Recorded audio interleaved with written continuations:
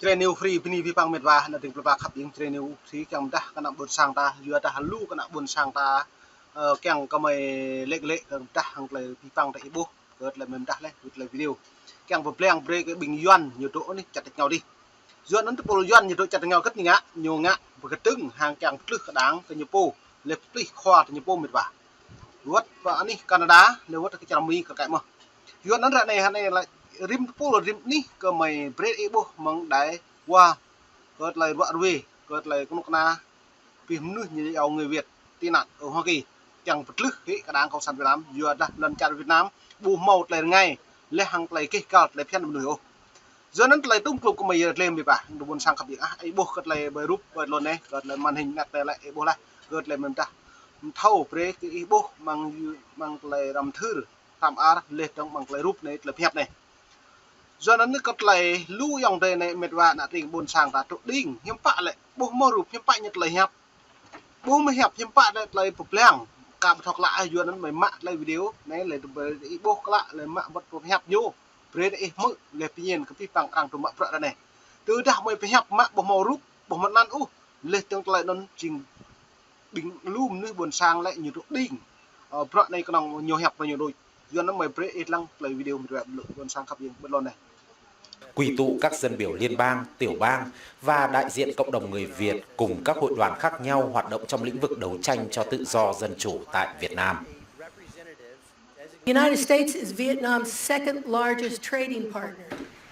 Hoa Kỳ hiện là đối tác thương mại lớn thứ hai của Việt Nam, nhưng là thị trường xuất khẩu số 1. Chúng ta hiện có rất nhiều công cụ trong lĩnh vực kinh tế, nhưng chúng ta đã không sử dụng. Chúng ta cần phải gây sức ép nhiều hơn để họ phải dần thay đổi, chứ không phải mỗi năm cho họ hàng chục tỷ đô thặng dư thương mại mà không yêu cầu họ phải tôn trọng nhân quyền như hiện nay được. It's as simple as that. Boleh kata le arang le te nyu bây giờ orim thun cơ pre hàng tỷ đô te nyu le ta cứ chem te nyu ya le tong bo beta pre u ko nyu bo ngạ ko nhân quyền nhâm bạn ta to yo nyu na nào mà yun na ha ne rang tu ki trích ko to le kat le dang kong sat Việt Nam han này le rang mak pro bo yu rang kyang pre te nyu upi pang pro rim như nào rang pre hàng tỷ đô ndam nhá ko ta le kyang cung góp le mak pro chem na buôn sang đây thì xăm măng non lên như bộ thực hiện công vụ cật lại nhân quyền vì tôn giáo đi trong nước ngoài nước vì bằng buôn sang tiền non ấy bộ mày ta này cật lại như lệ mày mũi nhện buộc lại này Chúng ta cần phải gây sức ép nhiều hơn để họ phải dần thay đổi, chứ không phải mỗi năm cho họ hàng chục tỷ đô thặng dư thương mại mà không yêu cầu họ phải tôn trọng nhân quyền như hiện nay được. It's as simple as that. Ngày Nhân quyền Việt Nam 11 tháng 5 năm nay được cử hành giữa bối cảnh Hà Nội ngày càng bị lên án vì không ngừng gia tăng đàn áp, giam cầm, bịt miệng các nhà bất đồng chính kiến với các vụ bắt giữ, bắt cóc và các bản án tù nhiều năm vì các tội danh trung quát như lợi dụng các quyền tự do dân chủ hay tuyên truyền chống nhà nước. Dân biểu Christmas của New Jersey sẽ reintroduce, tức là sẽ bắt đầu là cái dự luật là HR 2001 3001. Hy vọng chúng ta sẽ có một cái dự luật và một cái nghị quyết sẽ được tiến hành trong vòng tương lai trong tháng này. Đó là điều rất mong mỏi để cho cái tình hình nhân quyền Việt Nam sẽ được sát. giờ nó này boleh kat lại ruột về mà mong ta là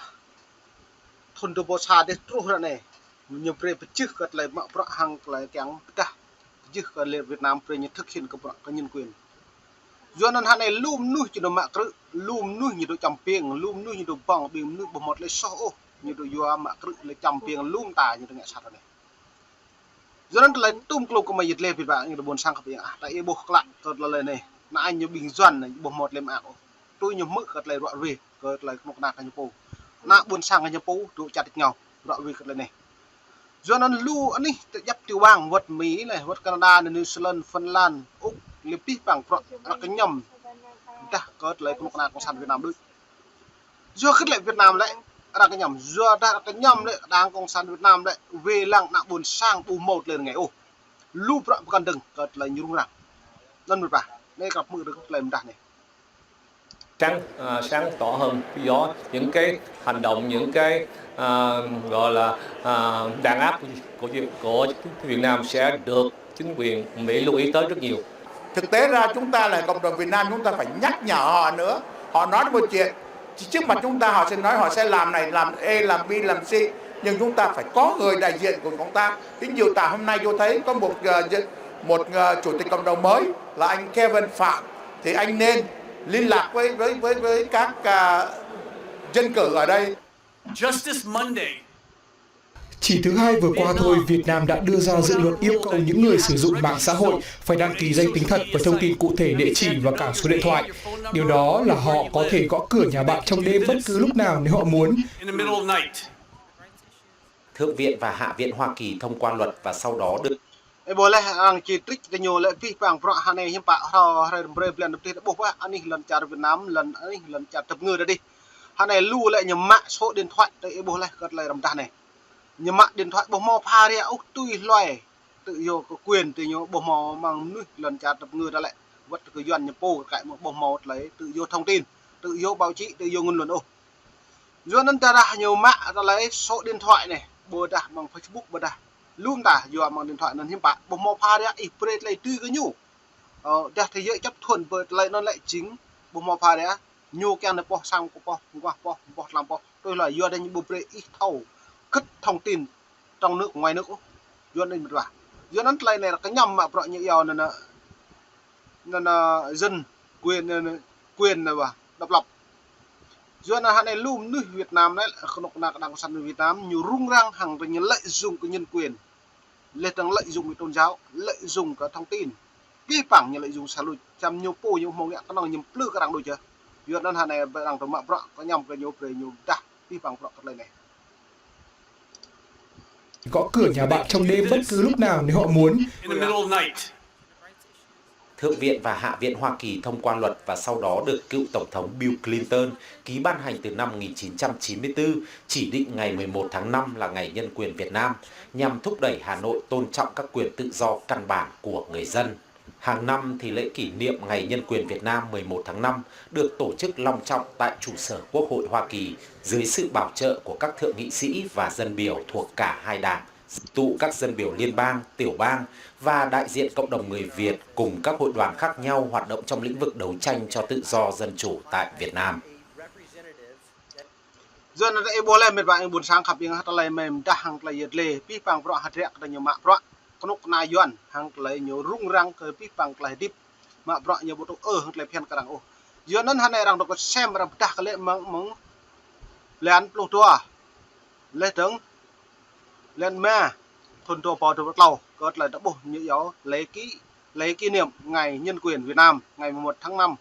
thường niên vừa diễn ra tại tòa nhà văn phòng Hạ viện tại Hoa Kỳ, Connell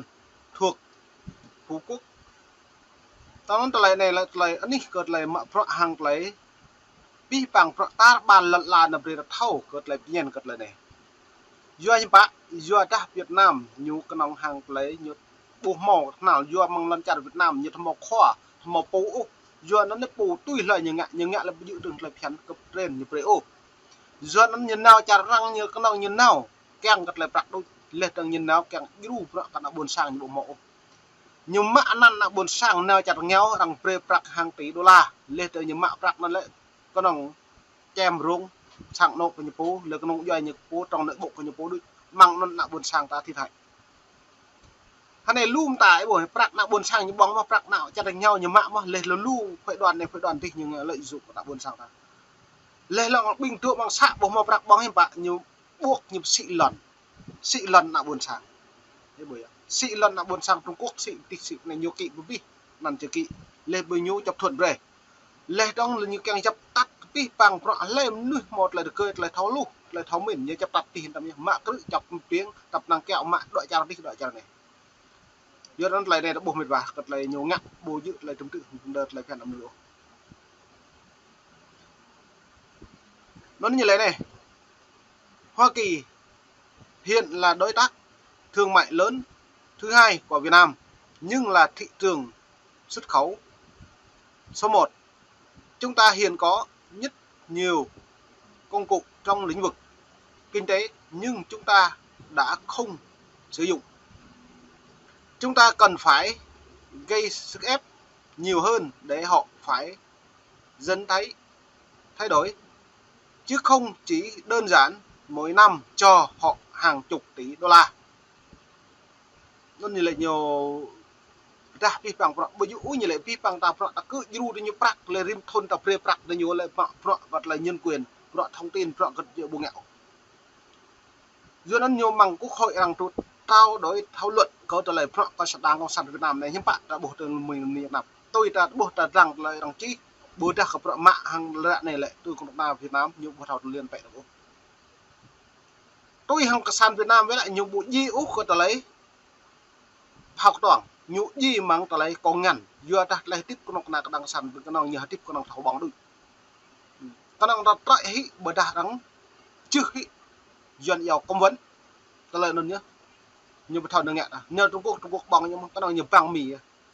phụ bằng mì bạn nhiều phải thực hiện các bộ luật nhân quyền nhiều phải thực hiện các bộ luật thông tin báo chí toàn dân thực hiện tự do non cả đang pre nhiều một lên tum bạc nhiều càng ở chỉ dùng